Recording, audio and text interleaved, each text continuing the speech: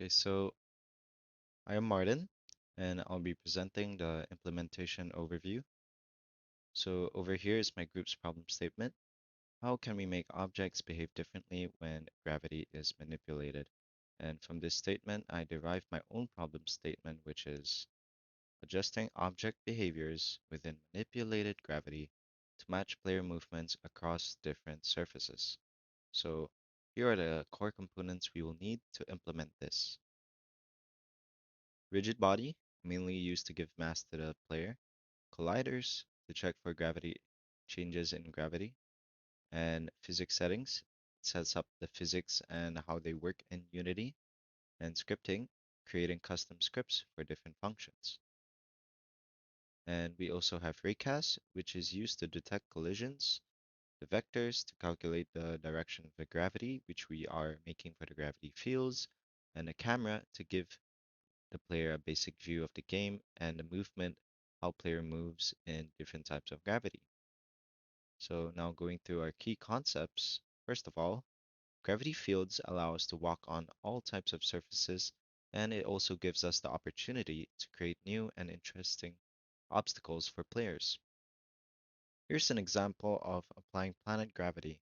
Here you can see that if we are using the default gravity settings, the player would just slide off and fall. However, by creating a new gravity setting, we are able to make it move on all surfaces of the planets, and this is done using a custom gravity script. So with my custom gravity script, I am using onTrigger to check for collisions.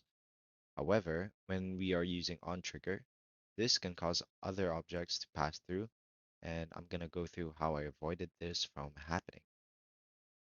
So first of all, you need to duplicate your selected game object in the hierarchy and rename this object to gravity or whatever is suitable for you and make it a child of the game object. Now we are going to go into the inspector and remove the mesh renderer as it is unneeded, as we'll be using this as a gravity field and it's going to be invisible. And now all you have to do is tick the trigger box and there you have it. You have a gravity field, and also don't forget to add the gravity script once you do that as well. However, there's also another problem with this, is that when we are jumping on the planet, we cannot use the typical jump for our player movement script. As you can see in the image on the right, we are always jumping towards the top. So in this comparison, as you can see on the left, we are using a normal jump, and the player is always moving towards the top, and we will need to alter our jump function in our movement script to fix this, which gives us the new jump, which you can see on the right. For this, we will need to set up the up vector for the jump to our players up rather than the local up, and this way our player doesn't move towards the top and is able to jump on the spot as you can see in the image. And now, moving on, here are the challenges that we can face when we are using gravity fields in our games. And one of one of them is that when we are using multiple fields together, it can cause clipping between the player and other game objects. And another challenge is that the camera view, when changing between multiple surfaces, can be obstructed by these surfaces as well. So here are some solutions to how we can solve these issues.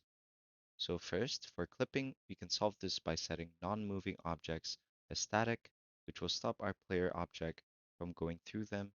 And another thing we can do is to adjust the colliders of the gravity fields to avoid other colliders for other gravity fields to avoid them. And as you can see in the image below, I adjusted the gravity field in the middle so that it would not collide with the spherical gravity fields on the left and right. And this way we are able to use multiple gravity fields together without causing other issues. And for maintaining a clear view of the player, we'll need to create a new function in our script, which will be handling the camera repositioning for when we hitting colliders. So how we do this is by using raycast to check for colliders between the camera and the player object. And what this raycast does is that it detects these collisions, and once they are detected, we can use the hit point as a way to reposition the camera. And using that hit point, we can use the camera and move it in front of where the collision occurred, and this will allow our camera to clearly view our player object when moving between different surfaces. And now it's time to conclude this presentation. So the main features we have covered are gravity fields and how to apply them to different surfaces, as well as how to change our movement according to the new gravity. And this knowledge, we can apply the concepts to more complex features such as wall running, gravity shifting, and creating gravity guns that can control other object gravities. So now I'll be going into my implementation.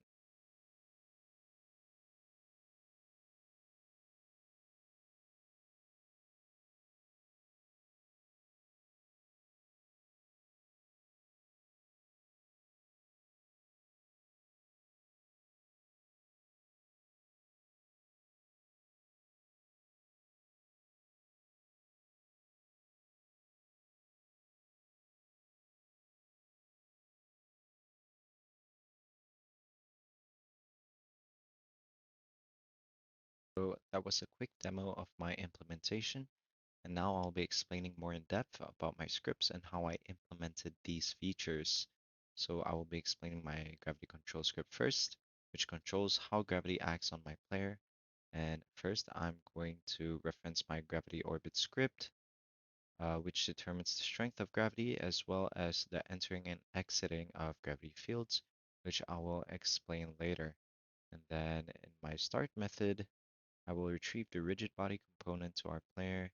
Next, I'll also ensure that the default unity physics gravity affects the player initially in the case it is not in a gravity field yet. Then I will then apply the fix update method as I'll be mostly using physics related calculations. And now I will also be going into my gravity implementation. So first, I want to check if there's a gravity field affecting the player. If this is true, I will initialize the vector to determine the direction of the gravity, and I will then check if the gravity has a fixed direction. If it has a fixed direction, it says the direction based on the fixed direction of the gravity field. And if not, it calculates the direction towards the gravity field center by taking the transform of our player, subtracting it from the gravity field's transform, and normalizing it. And in line 40, it calculates the rotation needed for the player to smoothly adjust its orientation from its upward direction to align with the direction of gravity acting upon it within a gravitational field. And in line 41, this smoothly transitions the player's current orientation towards the desired target rotation over time. And in line 43, it applies the gravitational force to the object based on the gravity field strength. And also the in gravity field keeps track of whether the player is currently affected by a gravity field.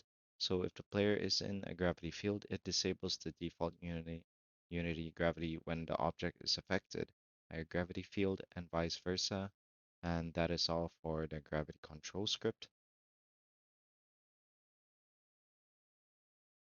Next, here is the gravity orbit script, and this script handles the entering in and exiting of gravity fields.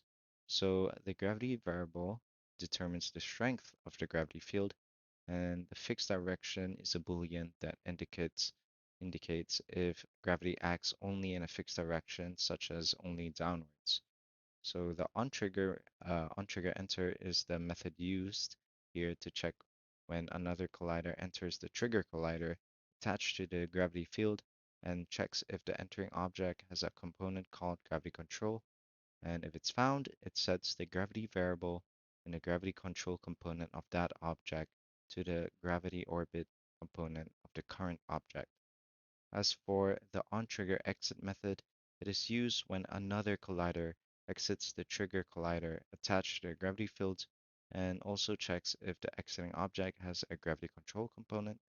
If found, it verifies whether the current gravity affecting that object is the same as the gravity orbit component of the current object. And if they match, it nullifies the gravity field affecting the object. Now I'll be going to player movement, And more specifically, I'll be covering the jump function here. And over here, we are going to explain the jump function, which allows the player to jump on the spot for every surface. And so first, we are going to reset the velocity in line 43, and this ensures that any existing velocity of the player is completely reset before the jump. This prevents any additional forces affecting the jump. Next, we are going to define the character's jump direction, and here it's set to move up relative to the player's transform. And lastly, we will use the add force method to apply an impulse force in the calculated jump direction, multiplied by the jump force variable, allowing the player to jump. And as for the isGround boolean, it simply checks if the player is on the ground before they're able to jump again by comparing the tags of the object for ground. And finally, I will be explaining my camera control script, and it utilizes two main variables, which is the player transform, which is the transform of the player, and the camera is designed to follow this throughout the whole game, and also a layer mask to define the objects that the camera should avoid colliding with. Additionally, I've also added some variables such as distance, height, smooth speed, rotation speed, ignore distance, and minimum distance to player to tune the various aspects of the camera's behavior. And in the update function, it basically checks whether the player transform is variable is assigned, and if it is, the script proceeds to call the two primary functions that handles the camera behavior. So first, the camera rotation function manages the rotation of the camera around the player, and it accomplishes this by applying a rotational movement based on the specified rotation speed, which I called or which I made a variable earlier. And next we have a reposition cam function, which determines the camera's new position when colliding with an object. And basically how this works is that it calculates the target position for the camera by considering the parameters like distance, height, and height relative to the player's position. And we first create a ray that takes the direction from the camera to the player. Then we will use this in a raycast to check for collisions in the proper layer, such as ground, which I mentioned earlier. And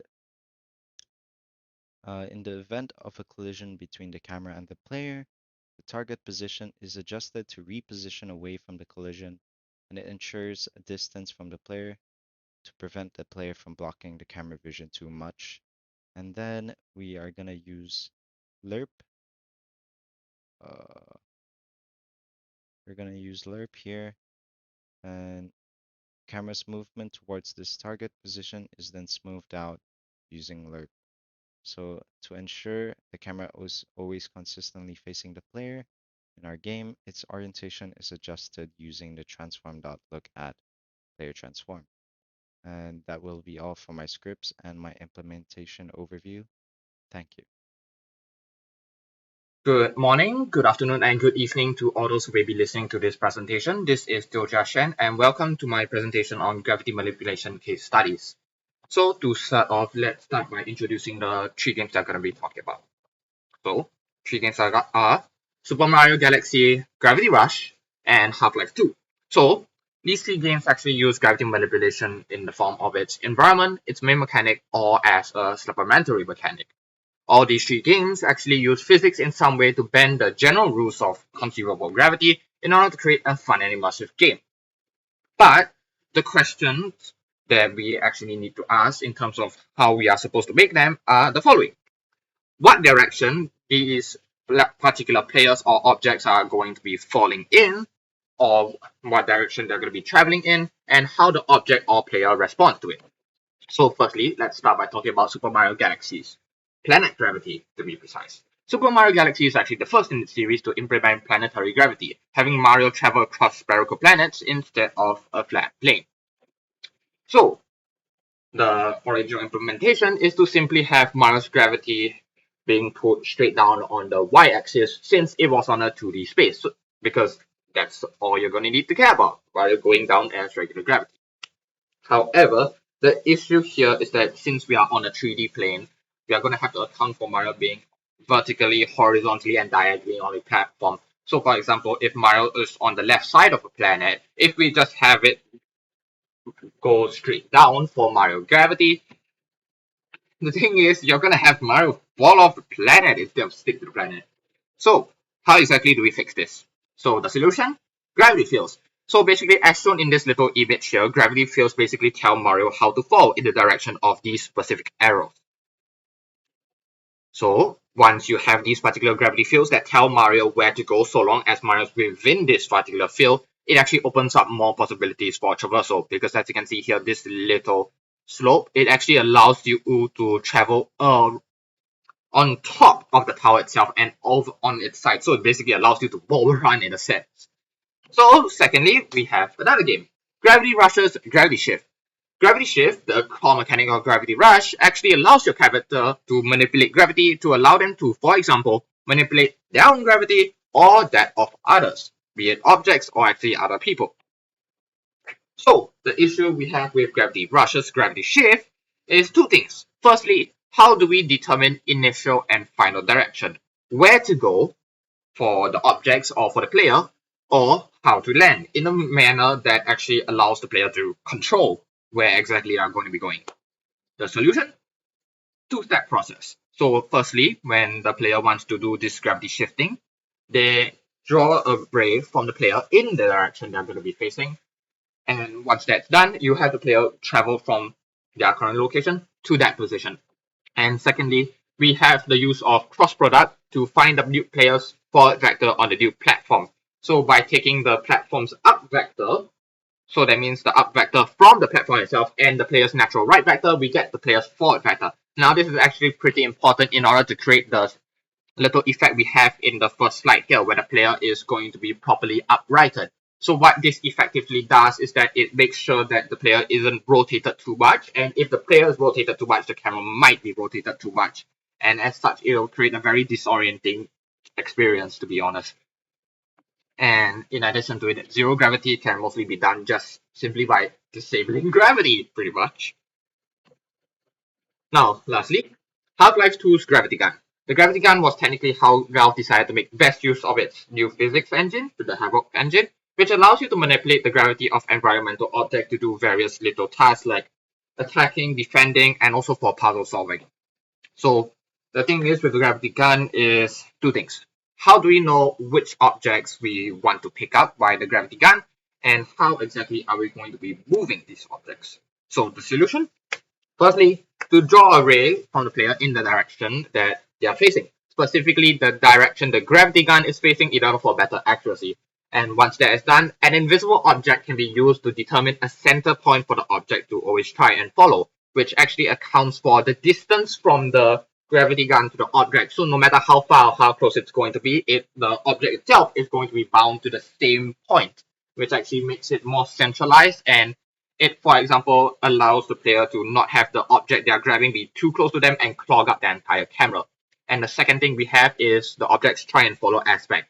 Since the object tries and follows the player, we can actually fling the object simply by moving our character fast enough. So that's also an additional point to be had here. So, with all these three games talked about, let's detail Super Mario Galaxy's Planet Gravity in more detail. So, the challenges. The first challenge in terms of original physics, since on a 2D plane, it actually checks if there is space below. If not, it makes Mario's Y down speed to a set value and essentially makes it so that Mario's jump up goes up, fall down goes down. Now the thing is, the issue we have here is how did Nintendo convert Mario's gravity system from just using their Y-axis to making use of all three for gravity interaction and figuring out where Mario goes when they jump out and how do they fall. So as I stated before, gravity fields. So by creating unique gravity fields that determine where Mario goes when jumping, which proves towards the general shape, we essentially makes it so that Mario won't actually fall off the planet unless specifically stated within the level design. So as shown in this little image here, we have regular gravity on one surface. At the moment we travel to another surface, there's a new gravity field which drags you all the way here in this direction. And in addition, simple shapes were used to create these gravity fields in order to save resources, which are firstly and foremost easier for the player to understand, and secondly easier for the developer to work with. Because instead of using simple shapes, if we are to use the model's triangles to create the gravity fields, it ends up using too many resources because it needs to calculate the gravity fields for every single triangle, and some of these planets can oftentimes be massive. So this is a big no-no you want to avoid. So as shown here, these are just some general case examples of this. And these are also some additional case example, which is more of a special case because we do actually have shadows as shown here. So these shadows actually allow Mario to better gauge where the objects are. So by standing below the object, Mario can just jump up and collect the coins. So the second problem, what exactly is our second problem? Gravity collision. So for the original physics is to draw a line from Mario downwards. If it hits anything, Mario falls. Same for up. So the thing is we have here is we also check for the areas, the walls around Mario, and it basically gives Mario a cylinder collision box. Now, as shown in this Reddit image here, gravity fields change Mario's general direction, and the issue is that the collider does not rotate along with Mario.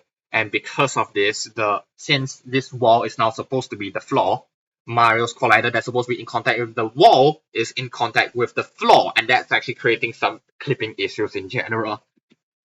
So what exactly is our solution?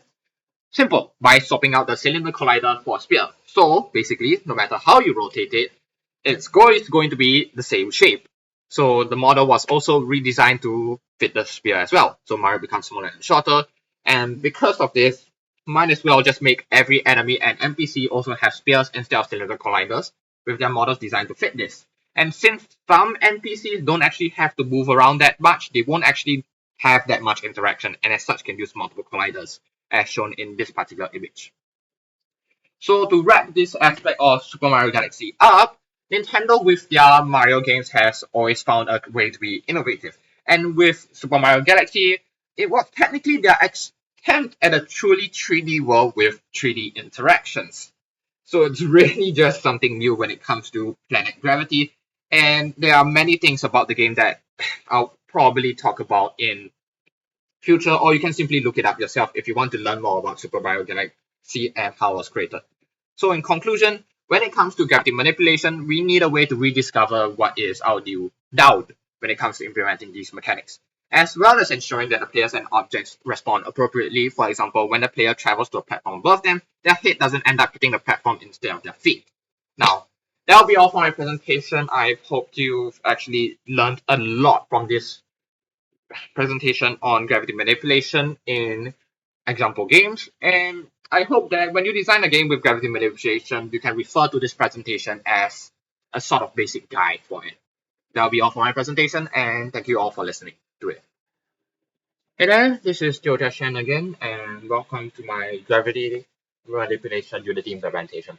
So today I will be describing a bit more as to how I have done a little something like this. So as you can see here, moving a bit, going platform, jump, jump, jump, and that would more or less be what I'm going to start off by showing you first.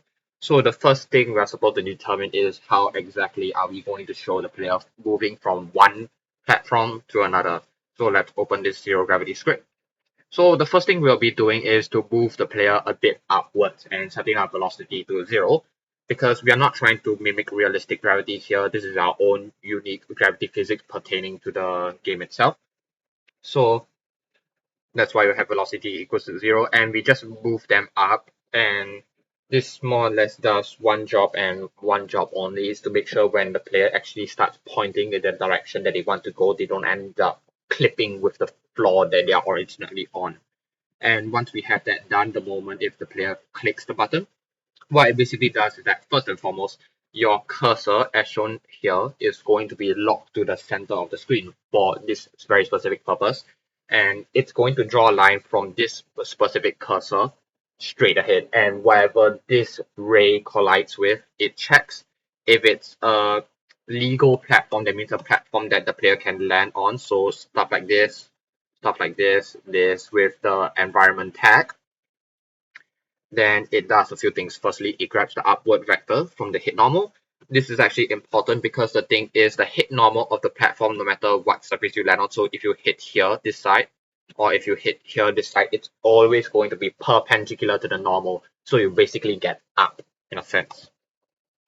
And then once that's done, we do a few things first. So firstly, we actually need a forward vector, which is created from the vector tree cross product with referencing rigid bodies right and the upwards vector.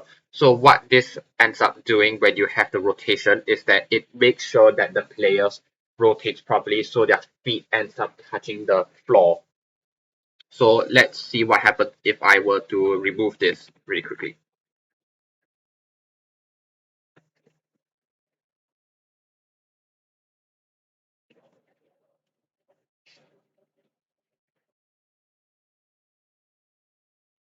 Click. And as you can see here, the rotation's like really off in that sense.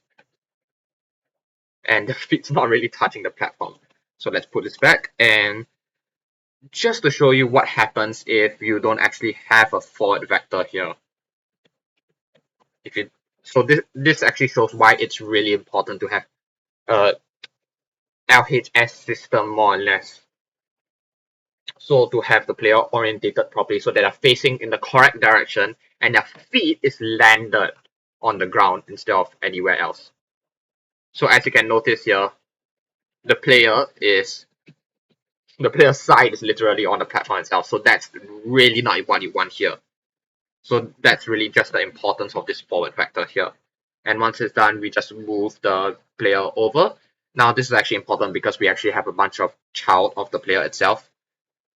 You see we have the main UI, the camera holder. We have a bunch of stuff here that's actually needs to follow the player.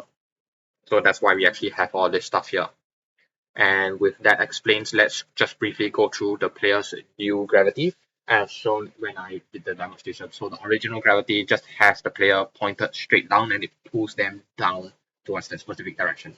But when we are on a different platform, we can't just use down. So what we effectively do is that we take the player's down vector. So that means if they're upside down, that down vector essentially goes upwards. So it just follows this specific down, the opposite of this green arrow for the player.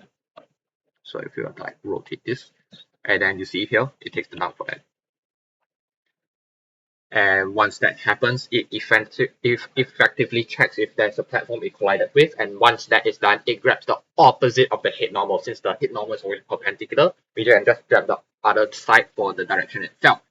So once we have that direction, we just pull the player towards that direction and we update the gravity vector outside of the race. So this effectively makes sure that the player can technically fall off the platform. And for the jump, we just set it to the opposite of the gravity direction itself. So one thing you might have to take note of is to make sure that you see this camera here. You need to make sure that there's nothing that obstructs the camera and the player. So what you're effectively going to be doing here in this little clear camera script is to just draw a line from the camera to player and to detect the platforms only because those are the only things that are big enough to obstruct the player. And if that is the case, you put it to a layer that isn't rendered by the camera. And since it's not rendered by the camera, it's effectively invisible in a sense. And if the collision is no longer occurring, then you can just change it back. And before that, you should probably set it to a previous variable like selected game object just to store it as a reference to change later.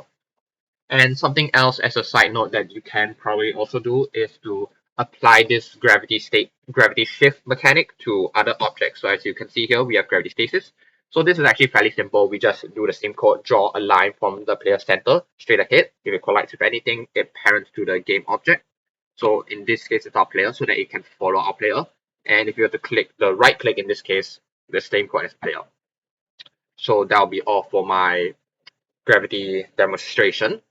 And I hope that you've actually managed to learn something from this. Thank you very much.